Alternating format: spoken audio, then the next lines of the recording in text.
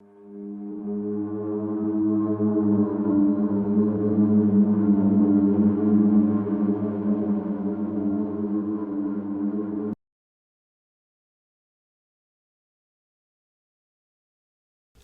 buenas noches tengan todos ustedes, les saluda su amigo el Dr. Miguel Padilla y este es un nuevo episodio del Anti-Podcast. Muchísimas gracias, ya sea que nos vean vía YouTube, Spotify, Apple Music o su plataforma digital favorita.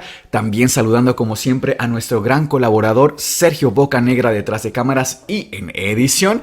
Y al más allá de este micrófono, mi muy querida mejor amiga y compañera de trabajo, la doctora Cas Otamendi. ¿Cómo estás, Cas? Hola Miguel, estoy muy contenta porque en efecto ya estamos por fin en todas estas plataformas que comentas, porque sí, leemos cada uno de sus comentarios, tratamos de darnos el tiempo entre los tres. Muchísimas gracias por sus comentarios, nos sirven demasiado como retroalimentación. Sí. Y esa era una de las peticiones, justamente. ¿Cuándo van a estar en Spotify? ¿Cuándo en Apple Music? Etcétera, etcétera, ¿no? Entonces, por fin ya estamos ahí. De hecho, pasamos a invitarlos a que por favor vayan a estas plataformas y nos califiquen con 5 estrellas si se puede. Ojalá, ¿verdad? Y también muchísimas gracias a las personas que pulsan el botón de gracias debajo de este video y nos dejan la propinita que a ustedes les parezca conveniente. Realmente mucha gente se preguntará si YouTube nos paga mucho, si Spotify, porque ya entramos, Cas, cabe aclarar, en el ranking de los mejores 5 podcasts de terror esta semana. Apenas empezamos y ya estamos en los primeros lugares.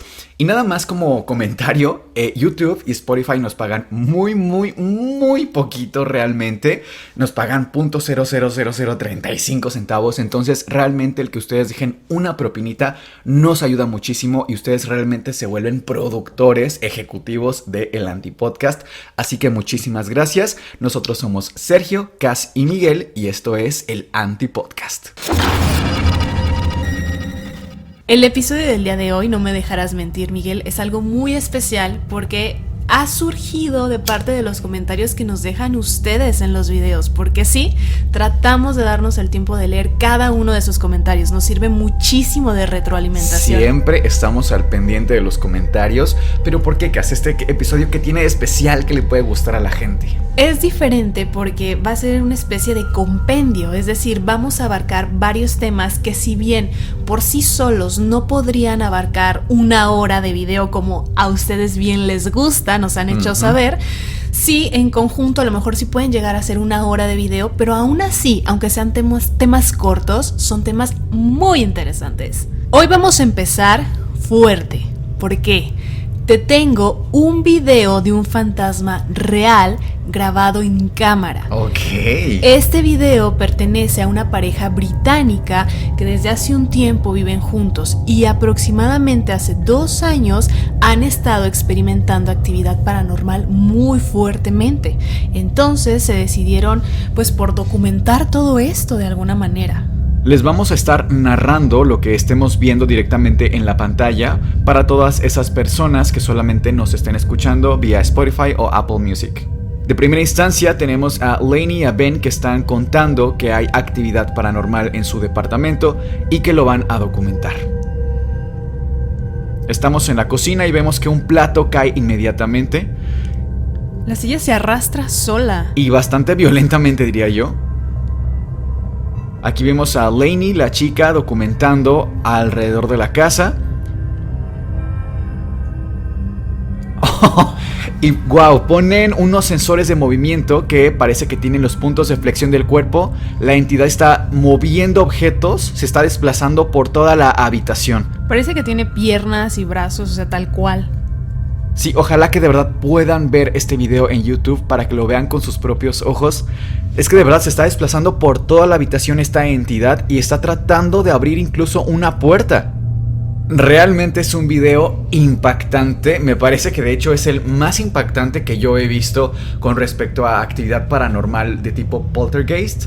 Y digo que es impactante por esta aplicación que pusieron en las cámaras que le da de alguna forma un poco más de corporalidad a esta entidad que de pronto solamente parece desorganizada en cuanto a movimientos que se presentan en objetos en la casa, que se empujan vasos, que salen sillas volando, pero el verlo con esta corporalidad, este desplazamiento por la habitación... Cuando intenta abrir la puerta. Sí, y me recuerda lo que nos pasó aquí, de hecho. The shifting, justo. A mí lo que me impresiona, y yo creo que a ti también, Miguel, es lo bien equipados que están. Sí. O sea, tienen que el láser, que la aplicación. De todo tienen. Tienen esto que le llaman Spirit Box, que es justamente como para grabar psicofonías. Bueno, de hecho tenemos otro video de ellos donde muestran un poco más y explican acerca de todo el equipo que tienen, pues justamente para documentar esto, que me hace, ojo aquí, todo el sentido del mundo, porque pues bueno, si llevan viviendo ahí 2 años y por X o Y situación no se pueden cambiar, mudar de hogar, pues de alguna forma lo están documentando, porque ojo aquí, ojo cuidado, al principio solamente era algo que comentaban con sus amigos, sus familiares, la gente más cercana, pero empieza a escalar esta actividad, entonces es que deciden empezar a equiparse y documentarlo de alguna manera, pues para que la gente les crea, ¿sabes? Así que vamos a ver este video. A voice recorder. It's a voice recorder, yeah. So we plan to leave that in a room, go away, and then see what it picks up.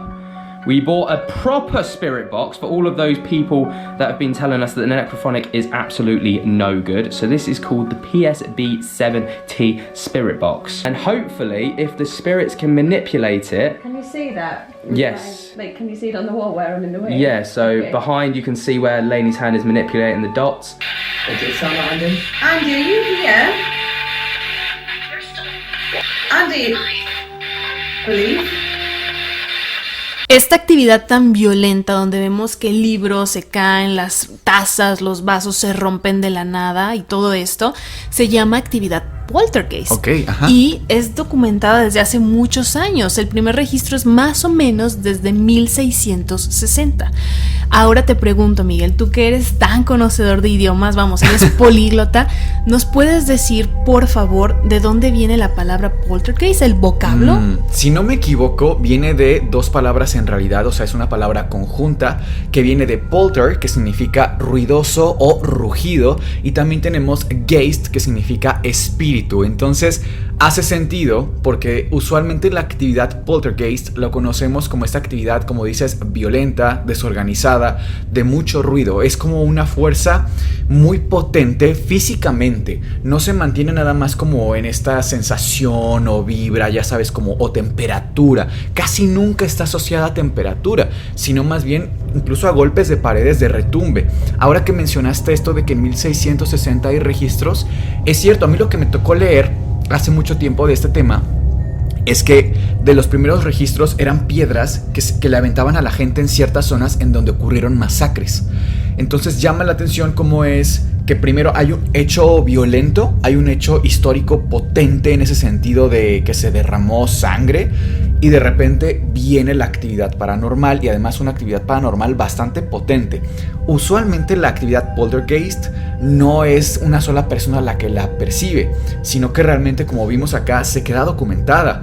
Pueden estar 100 personas y la gente lo ve. Un dato muy interesante, Cass, es que en 1920 hubo un pico de estos casos de actividad poltergeist. Como bien dijiste, ya tenía mucho tiempo de los primeros reportes, sin embargo hubo una alza en esta década. Uno de los científicos más importantes de todas las épocas, Sigmund Freud, se interesó por este caso. Él y otros investigadores y profesionales de la salud mental de esta misma época. Lo que hicieron fue estudiar muchísimos casos, recopilaron casos en todo el mundo y descubrieron que en todos, digamos en 100 casos, en los 100 había siempre una constante. ¿Y cuál era esa constante? Esa constante era que siempre había un adolescente presente. En cada caso había un adolescente. Entonces, ¿cuál es lo que pasa acá? ¿Qué es lo que pasa acá? Se piensa, dentro de la estadística, dentro de la ciencia, que las casualidades que se repiten demasiado dejan de ser casualidades y más bien son causalidades. Entonces acá hay una relación directa entre actividad poltergeist y un adolescente. De alguna forma, la primera teoría fue que un poltergeist o una actividad poltergeist se relacionaba con la energía sexual del adolescente. Honestamente, yo no me compro esa teoría de ninguna manera, pero al mismo tiempo, algo que escuchamos mucho de los fantasmas, Cass, es que las entidades, sobre todo entidades negativas, se alimentan de las emociones humanas que también dicen, vibran en el mismo campo astral o de la misma nivel de vibración. Yo no le pondría esas palabras, pero bueno, vamos a asumir que tal. Sí pienso que a lo mejor una persona con X tema, por ejemplo, una persona que es muy ansiosa, una persona que no ha dormido bien, que está muy estresada, evidentemente su mente, su psique no funciona de la misma manera que una persona que es estable, que está tranquila, que ha descansado bien, que tiene una vida mucho más saludable. Yo me iría más bien como por ese lado. Como en este canal somos muy ñoños, muy nerds y nos encantan los libros, como pueden apreciar tenemos libros por todas partes, te quiero leer un pequeño pasaje de este libro que encontré y que habla sobre actividad poltergeist. Nos cuenta la historia de El fantasma percusionista, un caso real. En Inglaterra, uno de los casos más espectaculares y también uno de los más documentados es el del famoso fantasma percusionista de Ted Worth. Se produjo en la casa del magistrado John Moppenson en marzo de 1661. Los problemas empezaron una noche en la que nadie pudo pegar el ojo por culpa de unos insólitos y ruidosos golpes. Poco después del incidente, Moppenson había detenido a William Drury, un percusionista vagabundo que, supuestamente, molestaba a los transeúntes. Se le detuvo por tenencia de la documentación falsa y se le confiscó el instrumento, pero Drury consiguió escapar. Fue justo después de este episodio cuando se produjeron los fenómenos extraños en la casa de los Moppenson. De hecho, se prolongaron durante 2 años. Aparte de dar golpes, el poltergeist también se dedicaba a dar portazos, jadeaba como un perro, arañaba el suelo y ronroneaba como un gato. En una ocasión hasta gritó: ¡Una bruja! ¡Una bruja! Vaciaba ceniceros y orinales en las camas de los niños y hacía volar objetos. En 1663, Drury fue detenido de nuevo por robar un cerdo y reconoció en una de sus visitas a la cárcel que él era el responsable de las fechorías sufridas por los Moppenson, aunque no se sabe cómo. Me parece muy curioso porque si bien esto puede ser o no un hecho real, el tiempo, o sea, desde aquellos tiempos ya había registros de que la gente acudía a la policía y decía, alguien está dando portazos en mi casa, o sea, ya se reportaba actividad paranormal a nivel policiaco. ¿Tú has tenido en tu vida cotidiana, Cass, algún caso de actividad poltergeist? Sí, lo tuve incluso con mi madre y lo relaciono mucho con esto que tú comentabas de que la actividad poltergeist casi siempre o en la mayoría de los casos no es presenciado solo por una persona, sino por más personas. Sí. Y en casa, y ojo aquí, nos ha sucedido a mi familia y a mí en distintas casas porque nos hemos llegado a mudar en varias ocasiones. O sea, esta cosa te sigue. No sé si me siga, Miguel, pero sí he tenido el infortunio de que cuando llego a una casa a habitarla, hay actividad paranormal. No creo que sea algo que me siga como tal, porque no han sido eventos como tal súper fuertes, ¿no? ¿Qué es lo que ha pasado? Esto me sucedió con mi madre en la cocina. O sea, hay testigos. Hay testigos, exactamente. De hecho, creo que le sucede más a mi madre que a mí. Que ojo aquí, mi madre es cero religiosa, es cero creyente en energías, fantasmas, ni nada. Es muy escéptica. ¿Me pueden pasar un cuchillo y un plato para que entendamos mucho mejor? Gracias. Ese día estábamos mi madre y yo en la barra de la cocina. Estábamos muy juntas, a una distancia, te hablo de 15 centímetros de distancia, y estábamos platicando de algo, no me acuerdo, nada de importancia. Mi madre tenía un plato tipo así, de estos muy chiquitos, ¿no? Que le llaman para poner, por ejemplo, la taza de café. Y con un cuchillo de estos tan clásicos estaba partiendo una manzana. Entonces ya la estaba comiendo mientras charlábamos. Al momento de que ya termina la manzana, está el huesito de la manzana aquí, y ella coloca el cuchillo, pues porque ya no lo estaba ocupando más. Lo pone encima del plato para los que no nos están viendo. Exactamente. Al momento de que lo pone en el plato, el cuchillo queda así, completamente en vertical. Empieza a hacer este movimiento oscilante y también a vibrar. Wow. Pero con una velocidad impresionante. De hecho, yo ni siquiera lo puedo replicar de tan rápido que era. Entonces hacía esto, así. Esto sucedió unos 15 segundos. Yo pensaba que era tan irreal. De momento pienso que estoy en un sueño y no la reacción genuina fue quedarnos a ver al plato, que estábamos, ¿qué quieres? O sea, la barra te llega aquí más o menos por el ombligo. ¿Qué distancia había entre mis ojos y el plato? Era mínima. Volteo a ver a mi madre y le digo, ¿estás viendo lo mismo que yo? Porque de verdad, yo pensé que era un sueño. Y me dice, sí. Y nos quedamos así en un determinado momento. Ni siquiera lo quisimos tocar ni nada porque estábamos, insisto, en shock de cómo está haciendo eso un cuchillo. Ojo, no era una sensación de miedo, sino era de verdad impresionante. Claro, ni siquiera pensaste como en grabar en ese momento, ni mucho menos. Para nada. De inmediatamente después de estos 15 segundos, de repente, el cuchillo hace esto. Se detiene y se cae. Se detiene y cae. Como si tú lo pusieras. Yo lo pongo aquí y se cae, por supuesto. Y así.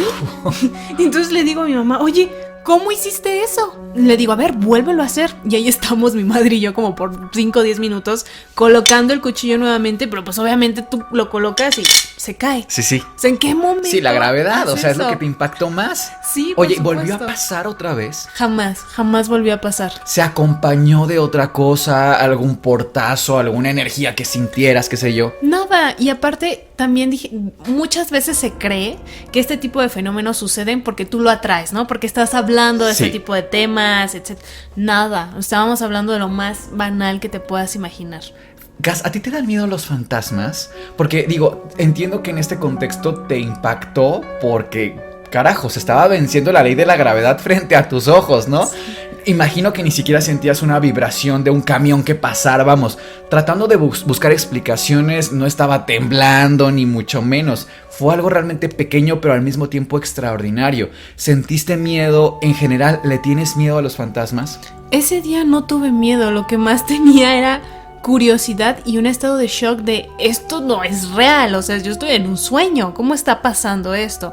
Me despertó más esa curiosidad, te digo que estuvimos ahí intentándolo varios minutos, jamás, obviamente no funcionó, y miedo como tal, no, porque creo que no me han pasado cosas tan fuertes, tan espectaculares como de repente lo vemos documentado en videos de YouTube, sea real o no me ha pasado nada así hasta el momento, ¿no? Entonces, pues ya veremos cómo reacciono algún día.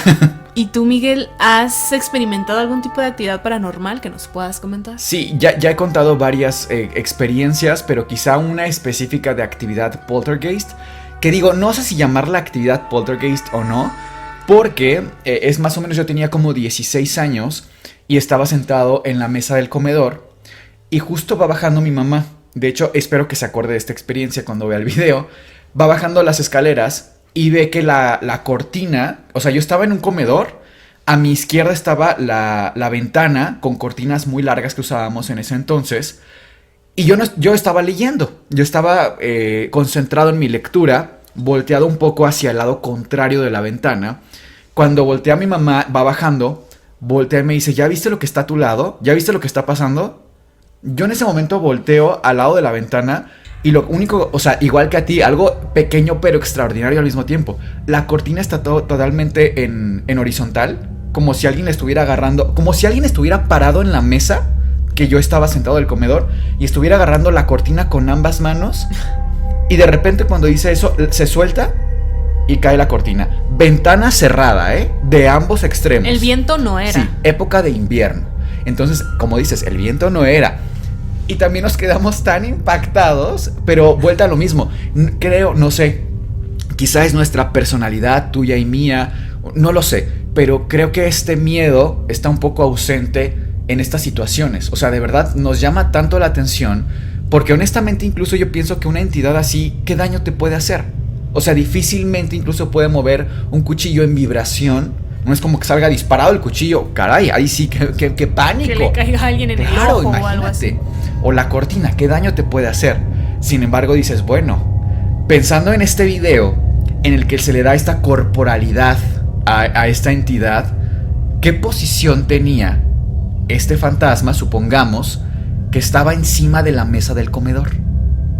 O sea, es a mí lo que me turba un poco ahora que lo pienso en ese sentido, ¿no? O porque un fantasma intentaría agarrar un cuchillo cuando tú y tu mamá están ahí. Aparte estábamos tan cerca, o sea, poniéndole esta corporalidad como mencionas, pues ¿dónde estaba parado? Sí, al lado de mí exacto. encima, arriba, no sé. Y detrás de esta actividad poltergeist hay un mensaje. Entiendo que en sí misma la actividad poltergeist es desorganizada, es violenta. No es un mensaje como en la Ouija que comentábamos, que es muy detallado, letra por letra, abre sesión, cierra sesión.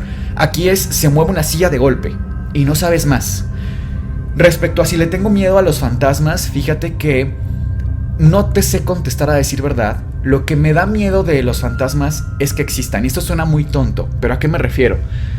Yo soy una persona que siempre pienso mucho en mi muerte. Todo el tiempo estoy pensando en eso. Incluso muchos filósofos piensan que el pensar en nuestra muerte, lo decía Marco Aurelio, por ejemplo, te ayuda a hacer ajustes a tu vida, ¿no? El pensar que quiero que diga mi lápida, mi epitafio, realmente te orienta a estoy llevando mi vida donde la quiero llevar.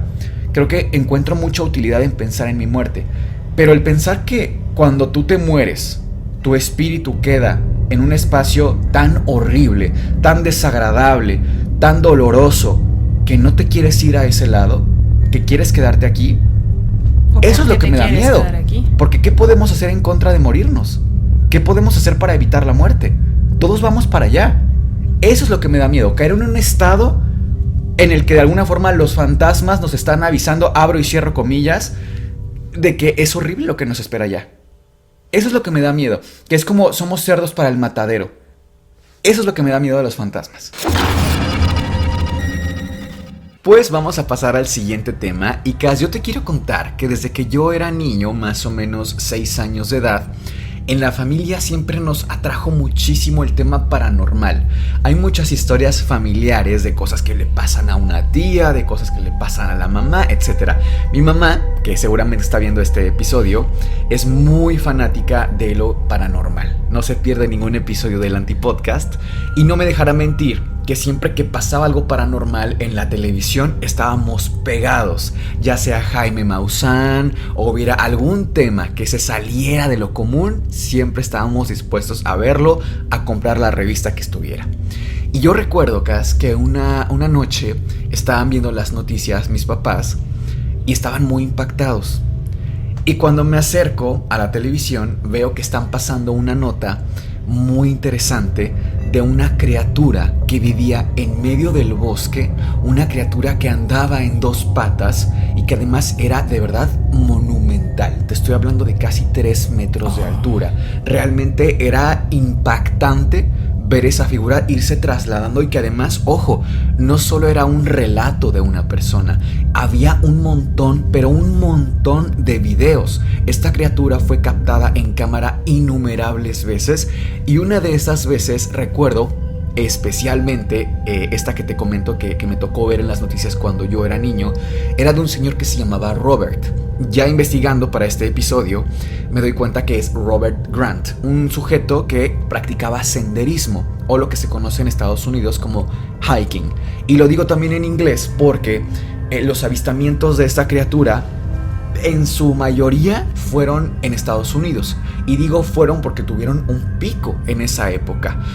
Las personas que practican hiking son personas que salen equipadas con una mochila, cargadas con agua, cuerdas, navajas y también cargan usualmente una especie de bastón con la que se ayudan para ir caminando, porque no solamente es irse trasladando en terreno plano, sino que de pronto son zonas muy rocosas, un tanto difíciles de acceder. Y bueno, ya cada quien decide qué tan profundo llega en la zona que esté explorando. Hay gente que se mete muchísimo, pero muchísimo al bosque. Una de estas personas que de verdad llegó a las profundidades del bosque era Robert Grant. No usualmente lo hacía, no era algo cotidiano para él el meterse tanto al bosque, pero esta vez lo hizo. Y llama la atención que lo primero que ve cuando ya está en la profundidad es una huella que parece de un pie humano, pero era un pie enorme, Cas, del doble de tamaño de un pie de un hombre adulto. Realmente para la época, para el contexto, pues no era común además ver gente descalza en medio del bosque, porque como te repito, es gente que sale con un equipo tipo los squalos. No sé si alguna vez la gente que le guste la playa conozca esta especie de zapato que es específico para cuando te metes a lo mejor a un arrecife. ¿Por qué? Porque justo el material que pisas te puede lastimar muchísimo. Lo mismo ocurre en el bosque o algo muy similar. No puedes ir ni siquiera con cualquier tipo de calzado, mucho menos ir descalzo. Pero no solo es eso, insisto, es el tamaño lo que llama la atención. Robert dice, bueno, parece un ser humano, pero le dio tanta curiosidad que decide seguirse metiendo a la profundidad del bosque para investigar pues de dónde viene esta huella. Y lo que encuentra conforme va avanzando son bolas de pelo, pero pelo cada vez más espeso, como si fuera mudando de pelo, para que me entiendas, como entre una serpiente, digamos, en cantidad me refiero, pero era pelo que pareciera humano. Entonces dice, bueno, esto ya no es normal, esto no es un pajarito. Y siguió avanzando a pesar de esto. Wow. El chiste de esta historia, Cass, es que llega ya a un punto casi de no retorno, porque, vamos, en zona no explorada, meterte al bosque no es cualquier cosa. Si no conoces, puede ser mortal. Hay Puedes gente, perder. Exacto, hay gente que se ha perdido y no regresa. Y como bien dices, los animales y esta criatura, bueno, es que era de pensarla dos veces. Ya estando prácticamente en el corazón del bosque, escucha pasos como si algo se estuviera moviendo alrededor de él. Y fue cuando empezó a sentir miedo porque pareciera que esta cosa lo estuviera acechando, como para cazarlo. Él pregunta, bueno, ¿es alguien que es un ser humano? ¿Quién está aquí? Hola, no recibe ninguna respuesta hasta que se escucha un gruñido muy gutural de una criatura que está atrás de él. Él no sabe qué es y por alguna razón no voltea y se dispara corriendo a toda velocidad. Logra salir del bosque. Esta cosa, por llamarla de alguna forma, no lo sigue, no lo persigue. Él sale del bosque con la adrenalina al 100. Sí, claro, diciendo, bueno, ¿qué está pasando aquí, no? Llega con la policía para decirles, o con la guardia forestal, para decirles, oigan, está pasando esto, hay una criatura en el bosque que es peligrosa. Bueno, ¿y qué criatura es? Descríbela, es un leopardo, lo que tú quieras, ¿no? Por decir un animal, no se me ocurre ahora en la zona. Un oso. ¿Qué animales podría haber? Un oso, claro, un oso. No, pues es que no lo vi, pero vi esta huella, vi este pelo. Oye, ¿cómo que una huella? No suena normal, ¿de qué estás hablando? No, y bueno, se puso atrás de mí, ¿te mordió en algún lado? ¿Te atacó? No. Entonces llama la atención que una vez que sale el boom de esta criatura, hay pocos, pero poquísimos registros de que esta criatura haya tenido un avistamiento tan cercano, uno, y sobre todo, que haya atacado a un ser humano, que haya atacado incluso a otro animal. Nunca se vieron como animales descuartizados o dañados, incluso para alimentarse, digamos, de esta criatura, ¿no? Les estoy hablando de nada más y nada menos de el mito Pie Grande. De verdad, una leyenda en los 90s, era el boom junto con los ovnis, y el los chupacabras. El chupacabras, claro, que también deberíamos sacar un episodio de ese personaje, pero no lo mencioné antes con todo el nombre porque en esa época era algo tan novedoso que quise, para la gente que no lo conociera, tuvieran un poquito un acercamiento tal cual lo tuvimos nosotros, que sí lo vivimos en el momento, ¿no? Les voy a leer un fragmento de un libro de un señor que se llama Colin Wilson, que es un escritor que hace investigación general sobre temas muy interesantes, tanto paranormales como simplemente de misterio. Y lo interesante de este autor es que tiene mucho dato histórico, es decir, viene acompañado de datos muy específicos de tiempo y fecha. Entonces, les voy a leer un fragmento acá. En 1924, mientras un grupo de mineros estaba trabajando en el monte St. Helens, en el estado de Washington, 120 kilómetros al norte de Portland, Oregon, apareció de repente una bestia grande de aspecto simiesco. Uno de los trabajadores le disparó, pero la criatura malherida se escapó adentrándose en el bosque. Al poco rato de este suceso, otro minero, Fred Beck, que contó la historia 34 años después, lo vio en la misma zona y le disparó 3 veces por la espalda. El animal perdió el equilibrio y cayó al interior del cañón. Nunca se encontró su cuerpo. De esta historia, Cass, lo que me llama la atención es que el avistamiento no solamente fue por una persona. Y ojo, 1924. Estamos hablando hace muchísimo tiempo. Estamos hablando hace casi 100 años, prácticamente 100 años. Entonces, desde allá ya hay documentación muy clara con nombres, con fechas. En los 90s, que de hecho desde los 70s empezó a tener un boom, pero en los 90s fue cuando salen todos los videos, era una locura, fue el clímax de la situación. Y ahora les voy a compartir un fragmento de cómo nos cuenta cuál es el primer avistamiento que fue documentado en video. A finales de la década de 1960 apareció una de las pruebas más consistentes de la existencia de los Bigfoot o Pie Grande. El 20 de octubre de 1967, dos jóvenes, Roger Patterson y Bob Gimblin, iban de paseo a caballo por Bluff Creek, norte de California, cuando al doblar una curva vieron una bestia grande y peluda de aspecto humano al otro lado del arroyo. Patterson cogió la cámara y empezó a filmar. La criatura, que les pareció una hembra, se quedó clavada en el sitio y los miró. El joven declaró: "No estaba asustada en absoluto. De hecho, no creo que tuviera miedo de nosotros. Lo único que se me ocurre es que el clic de la cámara le llamó la atención. Intentaron seguirla, pero salió corriendo y a los 5 o 6 kilómetros la perdieron a la pista".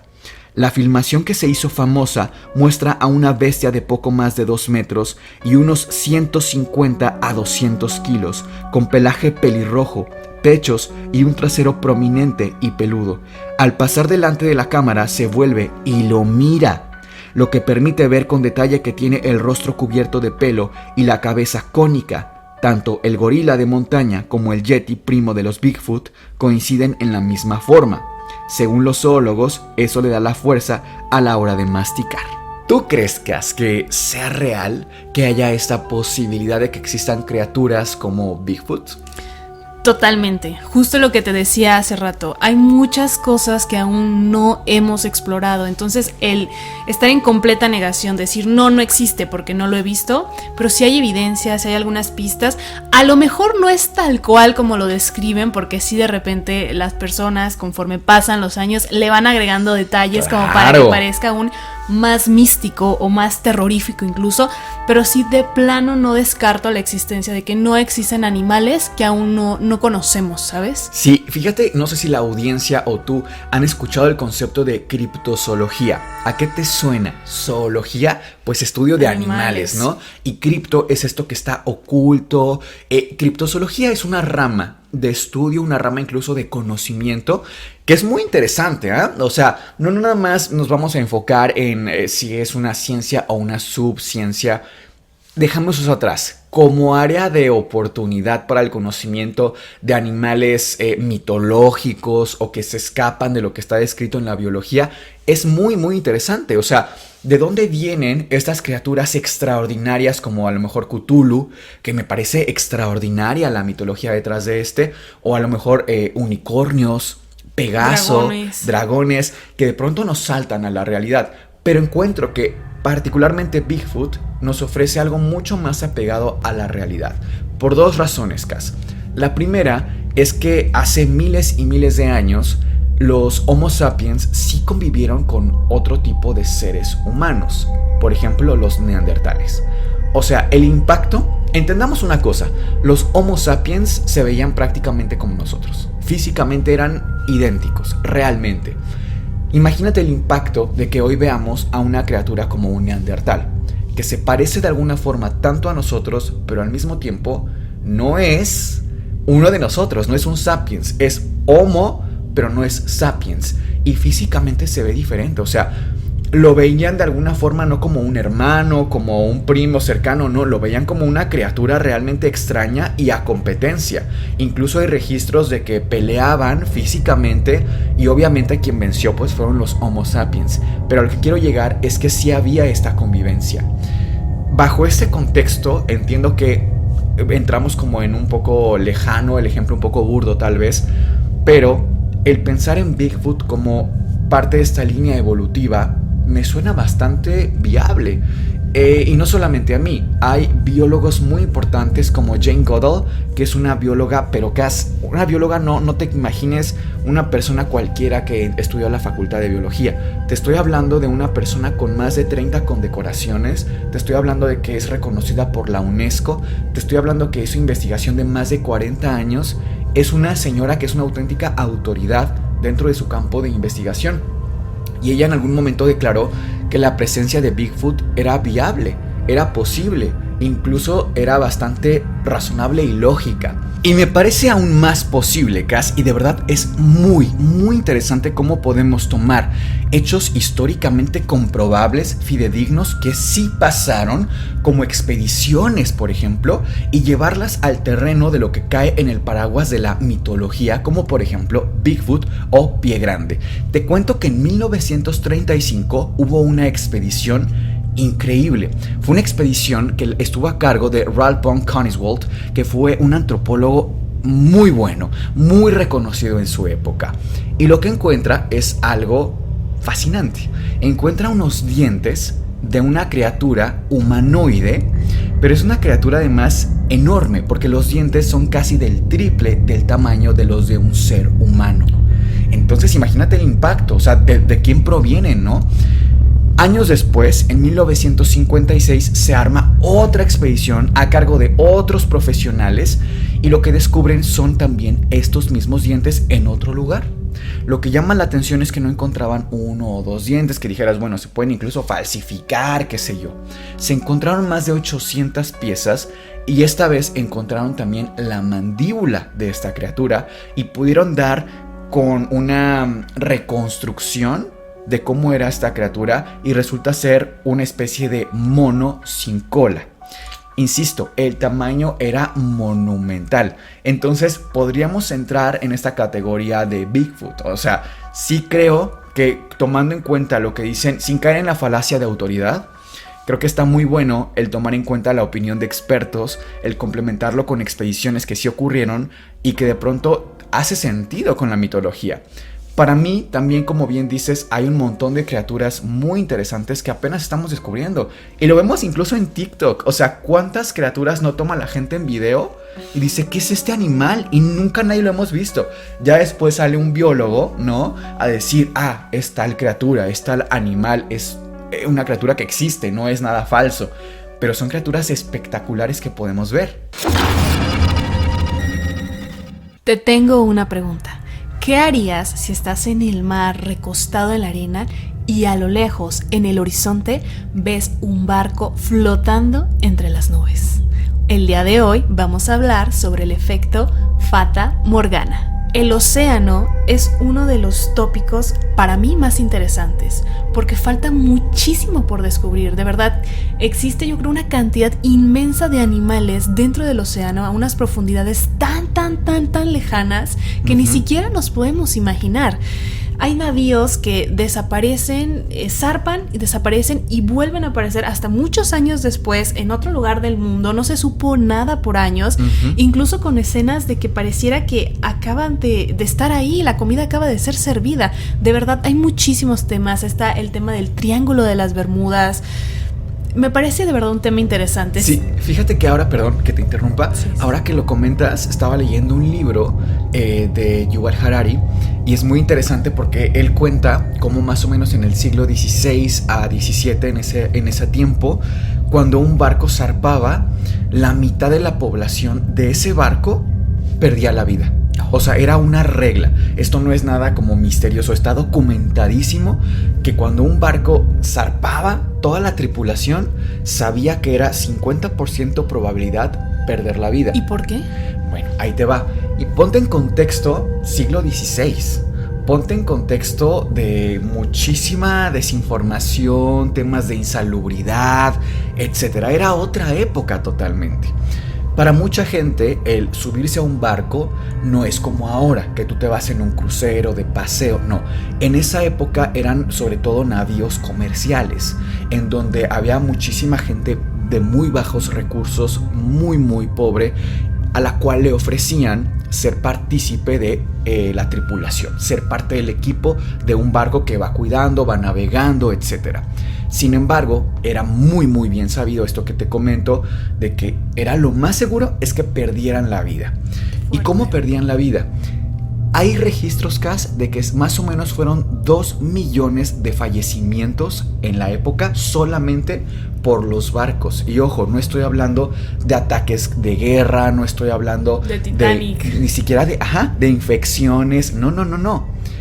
cuando tú te subías a un barco en esa época, de repente, aparte de la tripulación, le empezaban a salir llagas en la piel, empezaban a sentirse muy deprimidos, empezaban a tener muchísimo sangrado por la boca. Incluso escupían sangre, pareciera tanto que parecía que vomitaban sangre. Entonces imagínate la escena en la época de ver gente casi vomitando sangre, con llagas en la piel de la nada, sin ningún ataque de nadie. Esto era tan común, pero tan común, que se iba a iniciar una expedición más o menos en 1770 y tantos, no recuerdo ahora el año preciso, que duró 4 años. Esta expedición que se estaba planeando era en barco, y lo que se estaba buscando era calcular la distancia entre la Tierra y el Sol. Y eso se iba a hacer entendiendo que cada cierto tiempo Venus se pone entre la Tierra y el Sol. Pero para calcular esas distancias tienes que ver a Venus desde diferentes partes de la Tierra. Entonces, lo que hacía la sociedad rica, aristocrática, era también empezar a apostar por la ciencia. De tal forma que mandan navíos a diferentes partes del mundo, Tahití, etcétera, muchísimos lugares. Uno de estos era esta expedición que se esperaba fuera la más grande y la más importante, y donde iban médicos, iban científicos de la época muy importantes para la sociedad, por lo cual era un riesgo enorme pensar que la mitad de ellos no iba a sobrevivir por esta maldición de los barcos. Y es muy curioso porque 4 años antes de esta expedición, un médico que se llama James Lind empieza a investigar qué pasa con esto. O sea, tiene incluso un componente paranormal. ¿Qué está pasando? ¿Por qué la gente se está muriendo en los barcos sin que nada los ataque? Pues resulta que dice, bueno, vamos a ver, esta población que sube al barco, ¿qué tiene de diferente con la gente que no se sube a un barco? Y se da cuenta que es la comida. Eso es lo diferente. Entonces lo que él se da cuenta es que muchísima gente pues come acelgas, come diferentes frutos, come diferentes alimentos de hoja verde. Más saludable en términos generales, quiero pensar. Y sobre todo cítricos. Limón, naranja, mandarina, etc. Bueno, que cabe aclarar, la naranja era carísima en esa época. En fin, el punto es que lo que hace James Lind, este médico, fue en 1747, si no me equivoco, es que él despega un barco, zarpa un barco, y cada vez que tocan tierra, manda a toda la tripulación a que coma cítricos, sobre todo, alimentos de hoja verde, coma alimentos ricos en vitamina C. Y dice, por ahí es, porque es el primer barco que regresa sin ningún fallecimiento. Intacto. Era un verdadero misterio hasta que James Lind se da cuenta que hay una patología que se llama escorbuto.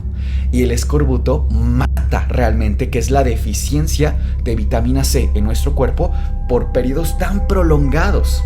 Tan prolongados, porque los navíos podían estar en medio del mar hasta 5 años o más. Imagínate 5 años sin ciertos alimentos, tu cuerpo empieza a sufrir ciertos efectos. Entonces es muy interesante cómo hay cosas que parecen tan extraordinarias y paranormales, y de pronto sí son extraordinarias, pero tienen una base, una explicación científica. Claro, fíjate qué interesante esto que comentas, porque a lo mejor cosas que el día de hoy, en la actualidad, siglo XXI, no tienen explicación, probablemente en 100, 200 años lo vayan a tener. Claro. Por ejemplo, esto que comentas del escorbuto, pues, lo vimos en medicina prácticamente en los primeros semestres, ¿no? Como algo muy sencillo. Como algo muy sencillo. Es una enfermedad rara, más relacionada a marineros, gente que pasa muchísimo tiempo en navíos, etc. Y es muy sencilla de solucionar en términos generales, ¿no? Pero en la época era de terror. Claro. Imagínate que tu hijo se va a subir a un barco en la época y está la maldición de los barcos de personas que vomitan sangre. Cabe aclarar, para la gente que no pues tenga ninguna noción de lo que es el escorbuto, también que no es que vomitaran sangre, sino que la falta de vitamina C, particularmente el escorbuto, causa un sangrado en las encías tan abundante que puede llegar a ser que parece que vomitaban sangre.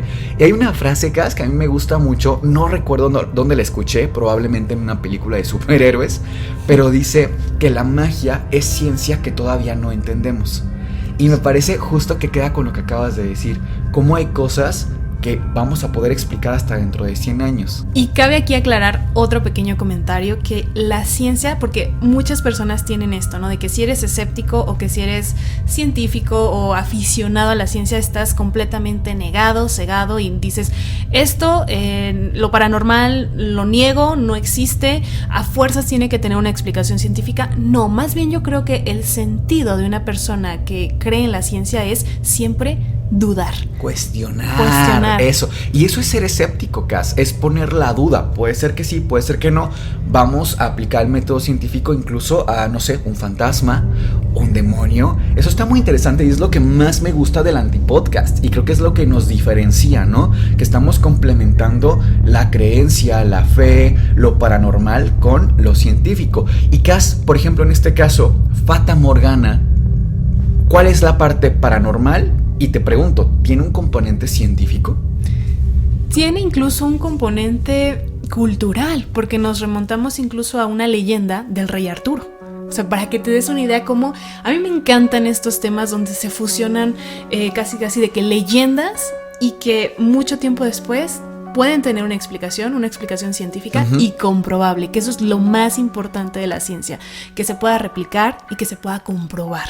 Para retomar un poquito acá, recuerden, Fata Morgana es esta visión que tú tienes, vaya, que tú puedes experimentar. No es solo es que te la cuenten, es que tú la puedes experimentar.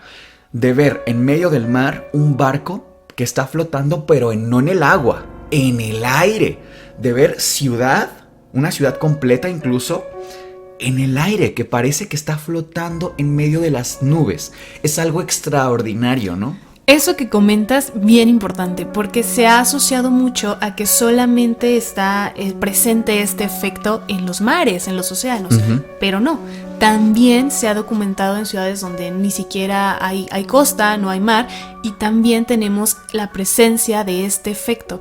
Y eso ha abierto la posibilidad a todas estas teorías, muchas de ellas conspirativas, de que hay ciudades paralelas en mundos alternos y demás, y seguramente el gobierno está, es lo que he escuchado, ¿ok? Está construyendo ciudades alternas que no podemos ver y que de repente falla esta realidad y las podemos ver.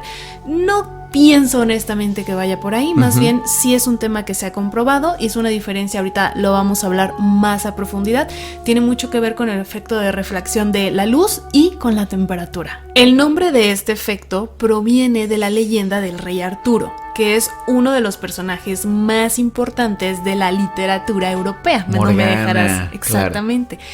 Ella era la hermanastra del rey Arturo, pero era una hechicera. Hay versiones en las que el mago Merlín, que también es muy famoso y que ha sido documentado hasta en Disney prácticamente, el mago Merlín, que era discípula, Morgana Le Fay, así era el nombre de esta hermanastra, que era discípula de Merlín, y otras versiones mencionan que eran rivales. El punto es que ella se quería hacer pues con el poder y que tiene una discusión con Merlín, ya fuera que sí fuera su discípula o de por sí eran rivales, pues tienen una discusión para que ella se pudiera transformar en el rey Arturo y así quitarle pues el poder, etc. De ahí viene donde se asocia esta ilusión, ¿no? De que ella tenía esta capacidad de transformarse, de transmutar su cuerpo en el de otra persona. Entonces tiene esto como de hacer espejismos de alguna manera, que por cierto es algo muy común en la literatura pop, etcétera, de los magos, ¿no? Esta capacidad que tienen de transmutar. De ahí viene el nombre de Morgana, efecto Fata Morgana. Y esto es común en México, Cass, porque si te soy sincero, al menos aquí en la ciudad, nunca he escuchado a alguien que diga vi una ciudad flotando entre las nubes o vi X, lo que tú quieras, con esta capacidad de flotar en el aire. No, en México no es común, de hecho prácticamente de este lado del mundo, de este continente, no es nada común, pero estuve estudiando un poco y aquí tenemos un marcaje geográfico con las principales ciudades en las cuales este efecto sucede. Algunas de ellas son Barcelona, Noruega, Nueva Zelanda y principalmente Italia, justamente en el estrecho de Messina, que ahí tenemos cerca la isla de Sicilia, por ejemplo. ¿Pero esto es magia o es ciencia? Los rayos del sol originalmente vienen de manera recta, pero cuando atraviesan la atmósfera, que recordemos que la atmósfera está conformada por ciertos gases, el principal nitrógeno, por ejemplo, más ciertas masas de aire circundante, que en algunos momentos o en algunos lugares es aire frío y en otros es aire caliente, por supuesto, hay una diferencia de temperaturas. Esto que tiene que atravesar esta atmósfera, este aire, hace que el rayo se desvíe, es decir, ya no va a ser completamente recto. A esto se le conoce como proceso de refracción o efecto de refracción, que de hecho es algo muy común. Incluso puedes hacer el experimento de poner un vaso con agua, poner un lápiz y vas a ver que no se refleja la imagen de la misma manera. Es más, es una manera de hacer ciencia en casa, con elementos que tienes en tu cocina prácticamente. Es más, Miguel, ¿has ido alguna vez en carretera, sobre todo en estas carreteras en línea recta que son muy muy largas, hasta asemejan ser un columpio prácticamente, en día muy caluroso y de día, por supuesto, y ves a lo lejos un charco gigante de agua? Sí, y de hecho es curioso que lo digas porque no se ve algo pequeñito, es algo muy grande, es algo muy notorio, y te acercas y no hay nada, no hay ningún charco, es también un espejismo. Exactamente, el efecto Fata Morgana funciona de la misma manera. La temperatura en la que está esta masa de aire, entre más fría esté, más densa es. Entonces, los rayos... O sea, esta masa por la cual tiene que pasar el rayo de luz. Exactamente, más se va a desviar la dirección de este rayo de luz. Entonces, básicamente son cambios de temperatura lo que hacen que suceda el efecto, tanto el Fata Morgana, que es el espejismo superior, como el inferior, que es el más común, por ejemplo, en México, porque tenemos estas carreteras, sobre todo al norte del país, son carreteras rectas, largas todo el tiempo, casi no hay curvas, entonces es muy común ver este tipo de espejismos inferiores. Que digo, está buenísimo saber el dato, está muy interesante, pero pongámonos a lo mejor en contexto, no sé, de la Edad Media, donde a lo mejor no había barcos y demás, pero sí había construcciones, sí había a lo mejor una montaña que la gente vea flotando en el aire. Imagínate el impacto que debió ser. Casi siempre, por cierto, lo asociaban a ¿quién crees? Al diablo. Y a brujas. Y si nos están viendo vía YouTube, prepárense porque vamos a hacer el pequeño experimento de la pluma en el vaso del agua para ver si se nos da eso de la refracción de la luz.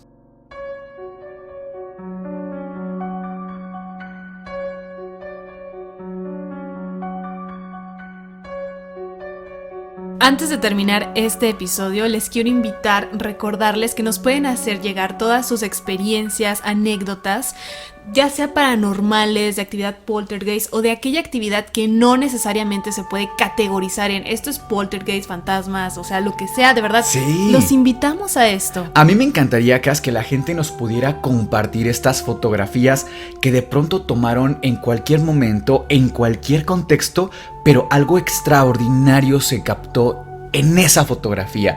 Me encantaría poder ver eso. De verdad los invitamos a que lo hagan. ¿A dónde nos pueden mandar toda esta evidencia, Cas? El correo es antipodcast@gmail.com. Una vez más, Cas, para todos los que solamente nos están escuchando. antipodcast@gmail.com. Muchísimas gracias por acompañarnos en este episodio del Antipodcast. Nosotros somos Sergio, Cas y Miguel y esto fue el Antipodcast. Les deseamos dulces pesadillas.